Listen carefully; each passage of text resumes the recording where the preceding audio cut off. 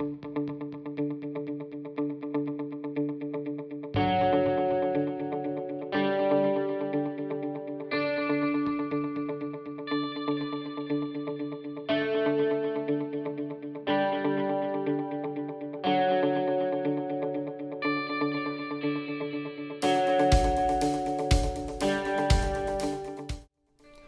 to Lesson 4, the measure step.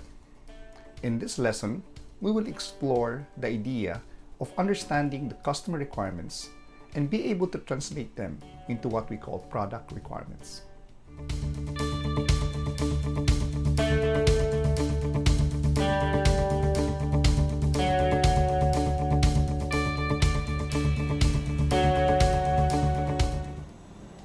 In this lesson, we will talk about the measure step.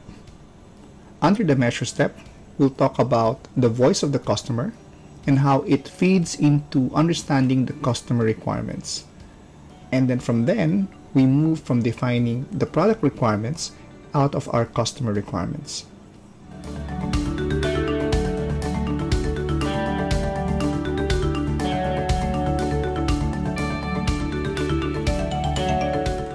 In this lesson, we talk about the measure step.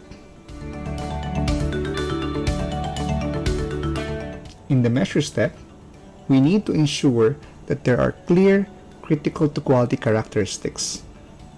The product development team needs to establish that which among these requirements are critical and needs to be translated into the product requirements. Product requirements serves as the basis for evaluating later on our designs.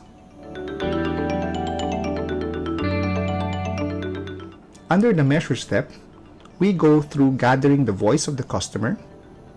You can conduct what we call benchmarking by comparing our products with the competitors, and then eventually translating these customer requirements into product requirements.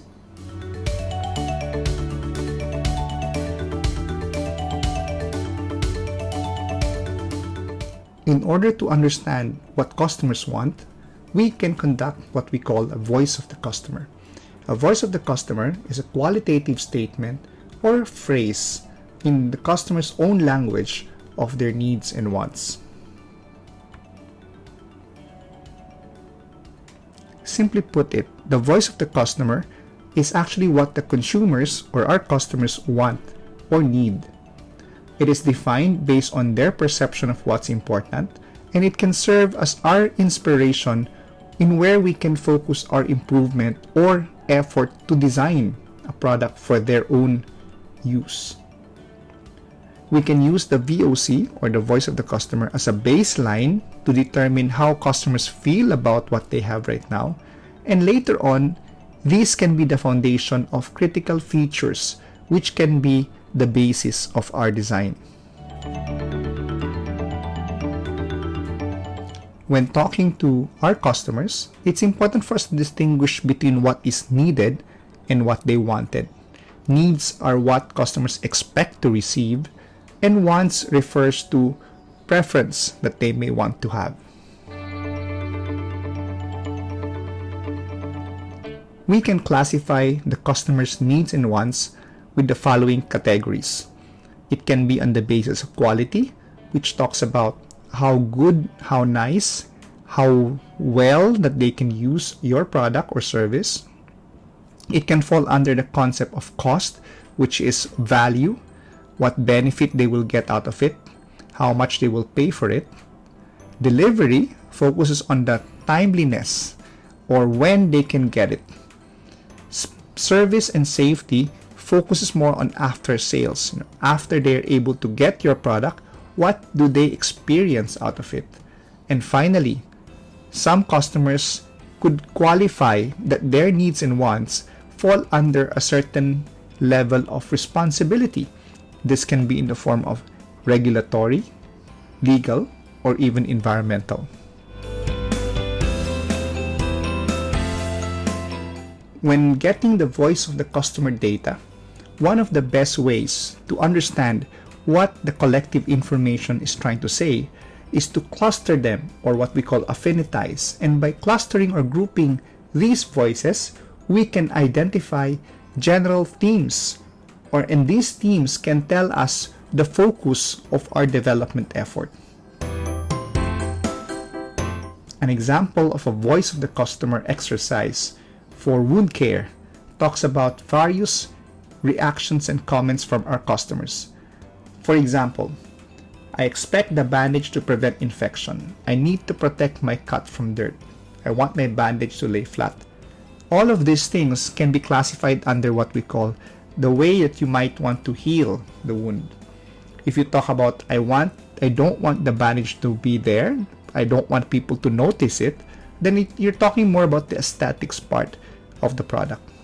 By grouping these voices, we get to have a better understanding of what essentially is being asked from us by our customers.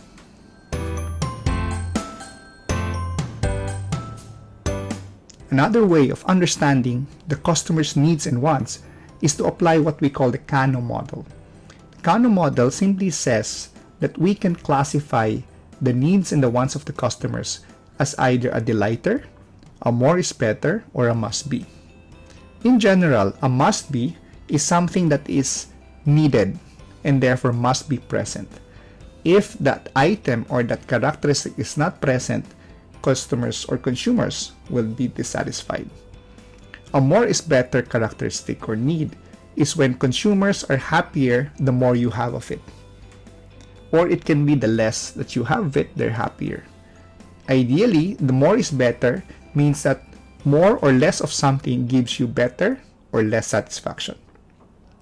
And finally, delighters are those needs and wants that customers or consumers are most likely unaware of.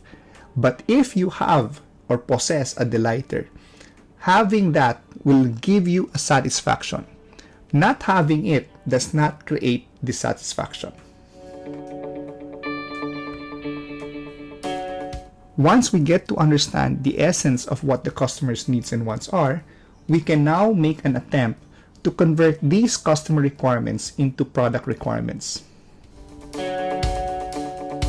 Oftentimes, by using the clustering of the needs, we can now associate the cluster of needs into specific measures. And these measures can now serve as a way to link between what customers want and what we can measure in our product or in our service. The design team now is to be able to identify what particular measure or response do they have that they can use to be able to associate to the needs of the customers. For example, we may have a primary need, which is a theme of the needs, such as gentle on my skin or nice in touch. And that kind of need can be broken down into specific secondary or tertiary needs. And these specific needs can now be associated to a particular metric like pH, viscosity, feel and touch that you can actually measure in your own product later on.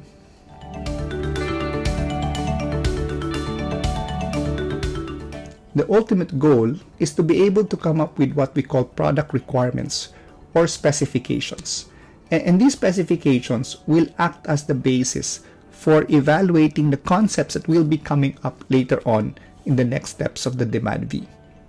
Take the case of an example of a coffee that we might be selling. And one important characteristic of a coffee is that consumers might want to say, I want my coffee to be hot or warm. So one particular requirement is that you can measure the hotness using temperature. And you now set up or identify the desired target temperature and how you might wish to measure temperature. Is it upon serving or is it upon drinking? You can also identify what we call upper and lower specifications of the temperature that becomes still acceptable, not only from the perspective of the customer, but in terms of the machine that it is capable of delivering that range of specification.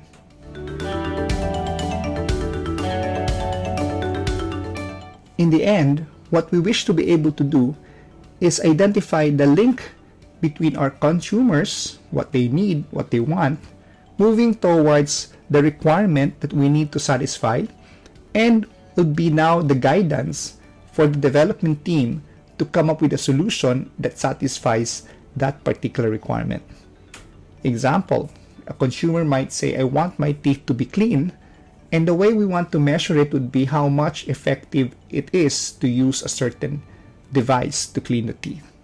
That could be like something like percent surface removal or residue removal. And then the design team will now come up with a concept such as an auto-intelligent sensor toothbrush that can have an AI that will detect which part of the tooth has a residue, and it will automatically clean it for you. By having a picture of the hierarchy of the needs to the requirements, the design team now can be guided in terms of which concepts are better in addressing the needs of the customers.